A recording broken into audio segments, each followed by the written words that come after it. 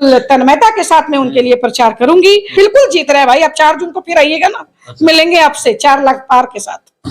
देखिए, चंपारण की जो धरती है ये ऐतिहासिक भूमि है और शुरू से ये सत्याग्रह की भूमि है। तो मैं क्या बोलूं, इतने ज्यादा डर के कांप रहे हैं कि अभी तक उनके सामने इस अखाड़े में एक भी पहलवान नहीं कूद पाया।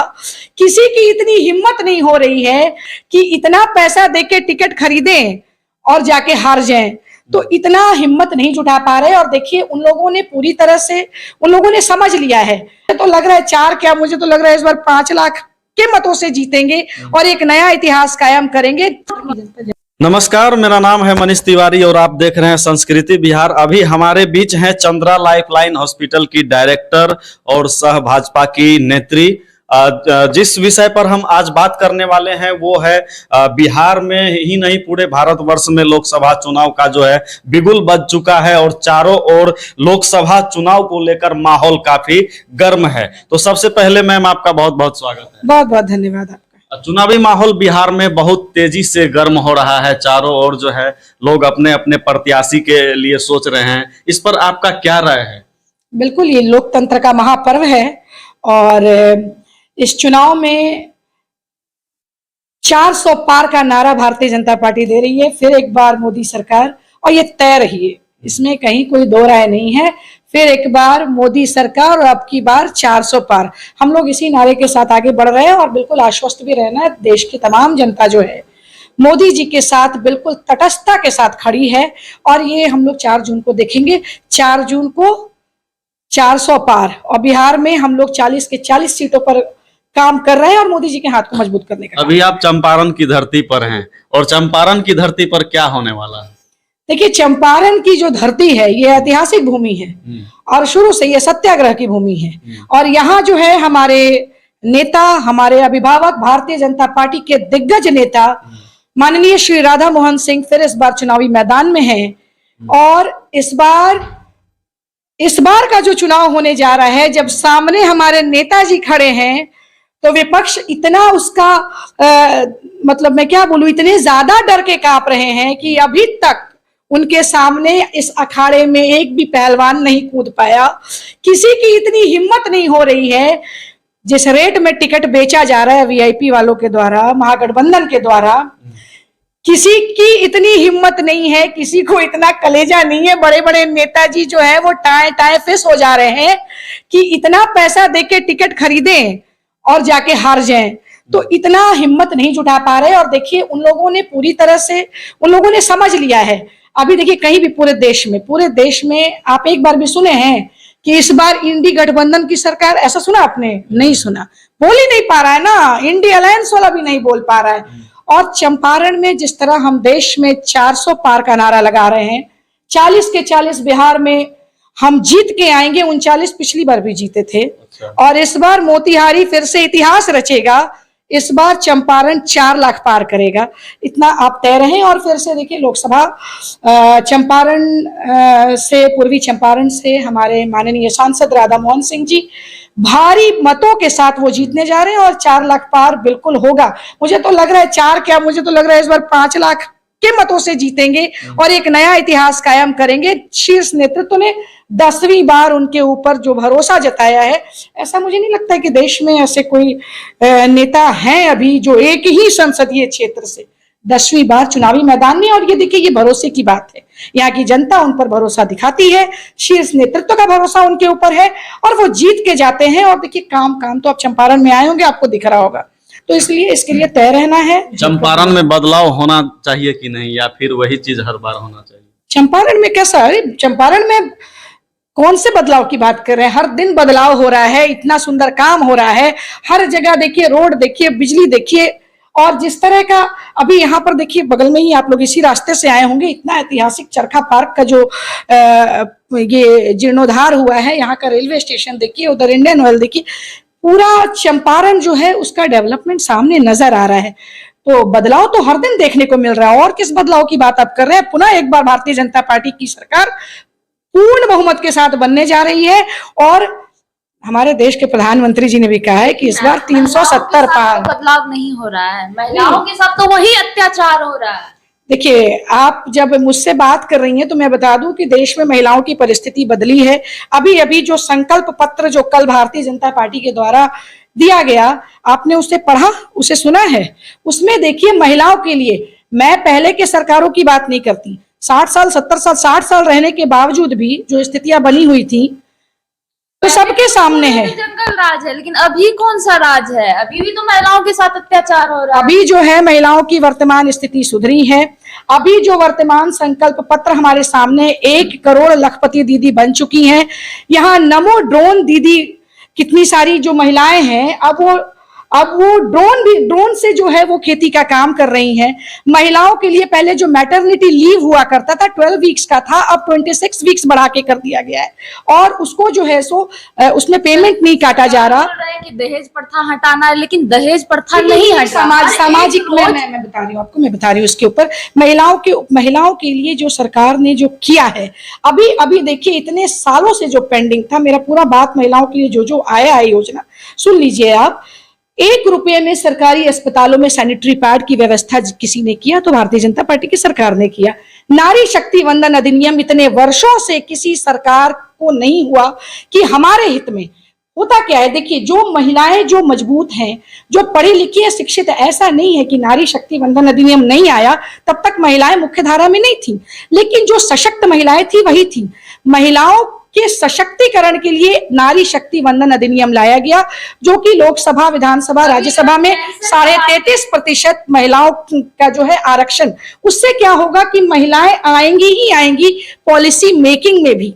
कोई भी घर जो होता है ना, वो लक्ष्मी से होता है, घर की महिलाओं से होता है। ये मकान हो सकता है ईंट पत्थर का, लेकिन घर नहीं हो सकता है। उज्ज्वला योजना, महिलाओं को इज्जत घर प्रोवाइड करने का काम अगर किसी ने किया, देखिए हम लोगों ने देखा है 90-95 का दशक भी हम लोगों ने देखा है, यूपीए के गवर्नमेंट को भी हम लोगों ने देखा है। आज वो इंडिया अलायंस बन के बैठे हैं। जब जाया करते थे ना गाड़ी से, शाम के समय में अगर आप निकल जाते अपनी गाड़ी से और गाड़ी का जब हेडलाइट आप ऑन करते तो आपको शर्म से आपका सर झुक जाता और गाड़ी का लाइट आपको बंद करना पड़ जाता, क्योंकि दोनों तरफ शाम हो या सुबह किरण निकलने से पहले महिलाएं जो है शौच के लिए सड़कों पर जाया करती थी। आज जो है हर महिला, देखिए कितना सारा जो है वो घर प्रोवाइड किया गया, शौचालय बनवाया गया, आवास योजना दिया गया, 10 करोड़ से ऊपर ये गैस कनेक्शन फ्री दिया गया। तो देखिए कार्य हो रहा है 10 वर्षों में।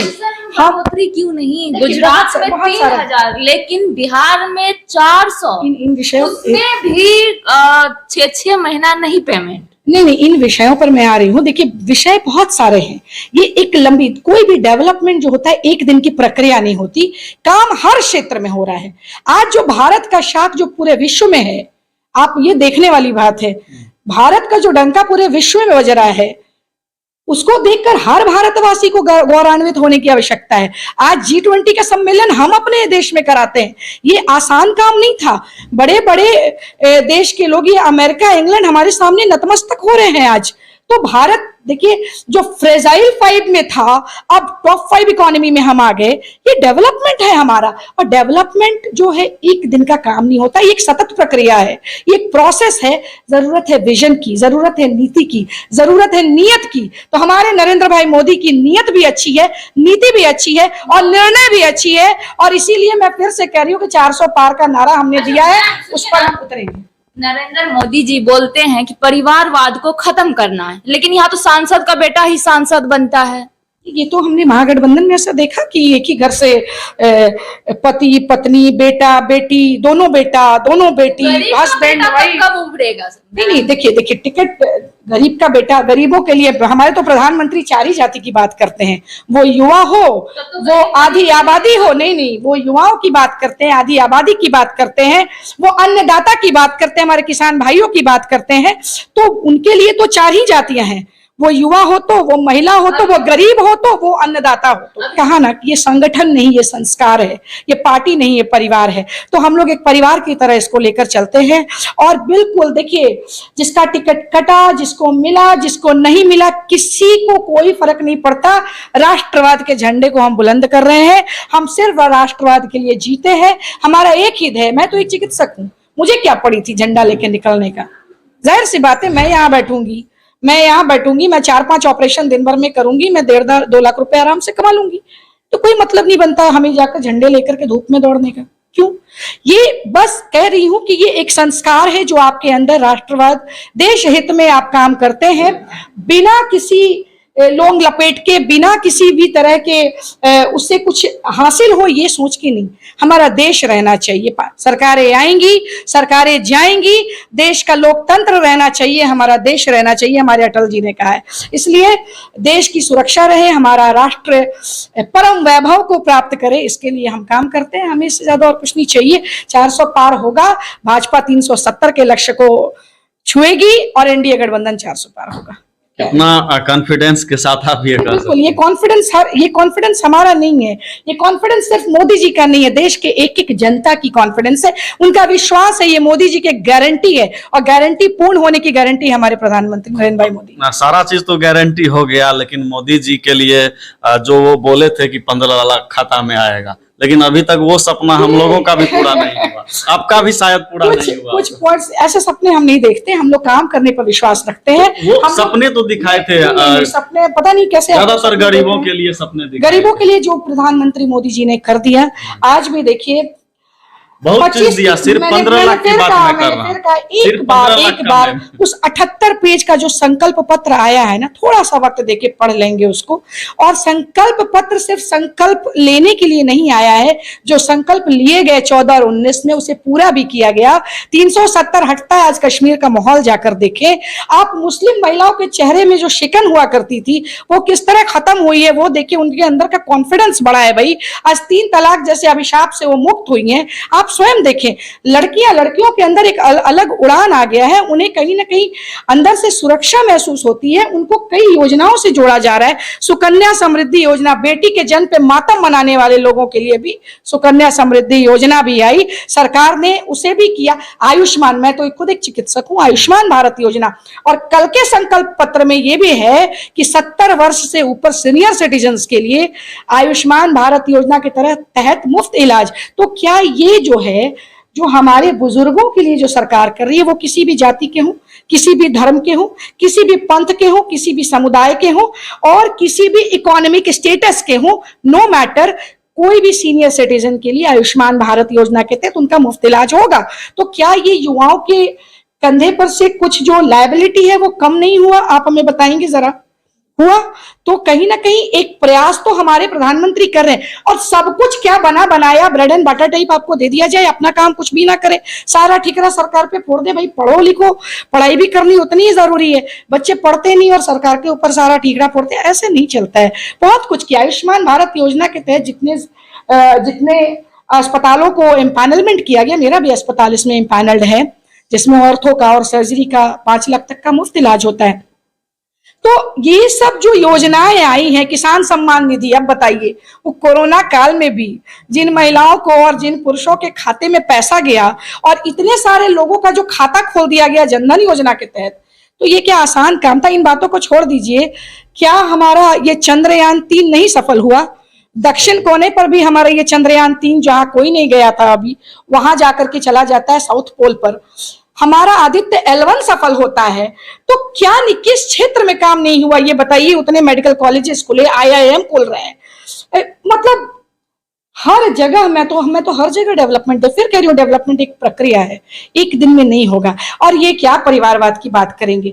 खुद थे, ये मियाँ बीबी की सरकार थी, जब लालू राबड़ी की सरकार बिहार में थी तब तो उन्होंने नौकरी दिया नहीं। बेटा आज नौकरी देने की बात करता है, 9वीं फेल है और उस तरह से चिल्ला रहा है मैंने नौकरी दिया, मैं दूंगा। अरे भाई, तुम्हारे पिता और माता जी ने तो नौकरी बांटा नहीं, जंगल राज की प्रकाश था। और देखिए, सबसे बड़ी बात है कि आप कुछ भी कहेंगे तो अब जनता बेवकूफ थोड़े है, बिहार की जनता जान चुकी है। और देखिए, पूरी तरह से ये लोग आउट होने जा रहे हैं। आज रोहिणी आचार्य जी को उतारे, चाहे उनकी मीसा भारती को उतारे, कोई फर्क नहीं पड़ता। हम 40 के 40 सीटों पर आशान्वित हैं, हम जीत कर आ रहे हैं और मोदी जी के हाथ को मजबूत करेंगे। मैं संजय जायसवाल जी के लिए बिल्कुल तन्मयता के साथ में उनके लिए प्रचार करूंगी।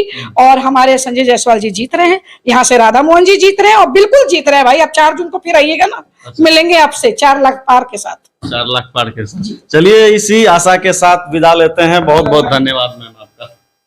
चलिए।